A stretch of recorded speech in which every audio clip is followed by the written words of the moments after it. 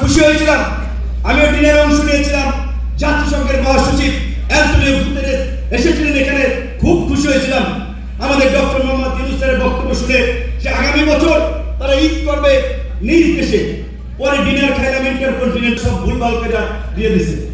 যে এই যে আজকে যে মানবিক করিডোরের আলাপ আলোচনা হচ্ছে, এই সরকার টেম্পোরারি সরকার, সাময়িক সময়ের জন্য সরকার। আমরা ঐক্যবদ্ধের ভিত্তিতে মৌখিকভাবে তাদেরকে সমর্থন দিয়েছি বিধায় তারা ক্ষমতায় আছে। আজকে আমাদের সাথে আলাপ আলোচনা নাই, কোন রাজনৈতিক দল চলে না, গোপনে গোপনে তারা এই তথাকথিত মানবিক করিডোরের নামে এই যে অনেকদিন ধরে যে আলোচনাগুলো হচ্ছে, মার্কিন যুক্তরাষ্ট্রের বার্মা কিংবা এই যে রাখাইন রাজ্যকে কেন্দ্র করে যে ভৌগোলিক রাজনীতি, ভূ রাজনীতি, আরেকটা পূর্ব তিমুরের মতো খ্রিস্টান রাষ্ট্রের যে চক্রান্ত, এখন তো মনে হচ্ছে সেই দিকে আমরা যাচ্ছি। তাই বন্ধুগণ, পরিষ্কার করে আমরা বলে দিচ্ছি, এখন আমাদের প্রফেসর ডক্টর মোহাম্মদ ইউনূস এবং তার সরকারের প্রতি আমাদের সমর্থন আছে। তা অবশ্যই যে সমস্ত উপদেষ্টারা জুলাই স্পিরিটকে ধারণ করে না, গণ অভ্যুত্থানের আকাঙ্ক্ষাকে ধারণ করে না, আমরা তাদেরকে পরিবর্তনের আহ্বান জানাই। আজকে এই সরকারের উপদেষ্টা পরিষদে এমন উপদেষ্টারা আছে যারা গত 16 বছরে আওয়ামী লীগের সাথে আপোষ করে, আঘাত করে, তাদের এনজিও, তাদের ব্যবসা বাণিজ্য সব চালিয়েছে।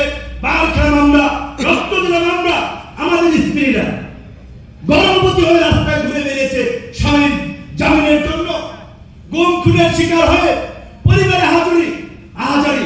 আজকে প্রত্যেকে সরকার হয়েছে, জেল থেকে বাইরে নিলাম, বাইরের আগে তো স্বাভাবিক আমি যে একটা মানসিক ট্রমার মধ্যে ছিলাম। কয়েকদিন যাইতে করতে একটা লিস্ট হয়ে গিয়েছে 16 জনের। প্রথমে আলাপ ছিল 15 জন, 2-4 জনের নাম আমরা বলেছিলাম বাদ দেওয়ার জন্য। পরে 2 জন ছাত্র যুক্ত করা হয়েছে 17, সেইখান থেকে এখন বোধহয় 24 না 25। কিন্তু প্রত্যেকে যে এই নামগুলো আসলো, আমরা ভেবেছিলাম, আমরা জেনেছিলাম রাজনৈতিক নেতৃবৃন্দ বোধহয় জানেন, তাদের সাথে আলাপ আলোচনা হয়েছে। পরবর্তীতে জানলাম কেউ জানেন এই সমস্ত নামের তালিকায়।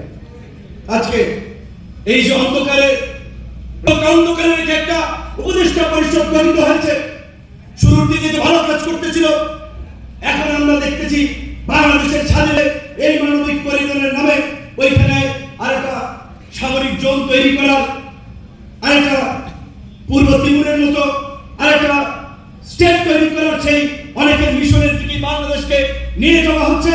তাই আমরা এখান থেকে পরিষ্কারভাবে আমরা বলতে চাই, সরকার যদি এই করিডোর দেওয়ার সিদ্ধান্ত থেকে সরে না আসে, অনতিবিলম্বে এই যে গণ অধিকার পরিষদের শক্তির সাথে আজকে যারা নতুন করে যুক্ত হয়েছে, তাদের শক্তিতে আমরা যতটুকু বলিয়ান হয়েছি, এই শক্তি নিয়ে আগামীতে আবার রাজপথে নামা হবে। আপনারা দেখেছেন শেখ হাসিনার বন্ধুগণ ক্যাবিনেটে